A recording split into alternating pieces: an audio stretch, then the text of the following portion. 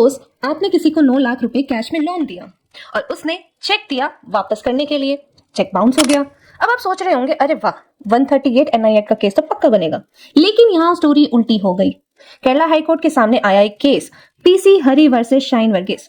Complainant बोला मैंने 9 lakh cash loan दिया, चेक बाउंस हो गया, अब सेक्शन 138 NI एक्ट के तहत एक्शन लो। बट एक्यूज्ड बोला सॉरी जी ये लोन खुद इल्लीगल था, क्योंकि इनकम टैक्स एक्ट के सेक्शन 269 SS के हिसाब से 20,000 से ज्यादा कैश लोन देना मना है। कोर्ट ने कहा चेक डिसऑनर के केस में डेब्ट लीगली इन्फोर्सेबल होना चाहिए। अगर लोन खुद इलीगल है तो चेक बाउंस केस चल ही नहीं सकता। अगर ऐसे कैश लोन्स को अलाउ करेंगे तो ब्लैक मनी को लीगल बना देंगे, जो डिजिटल इंडिया के मिशन के खिलाफ है। इसलिए लोअर कोर्ट का जजमेंट क्वैश कर दिया गया और एक्यूज्ड को एक्विट कर दिया गया। मतलब सीधी बात, इलीगल कैश लोन के बेसिस पे सेक्शन 138 का केस फेल हो जाएगा। क्या सीख मिली?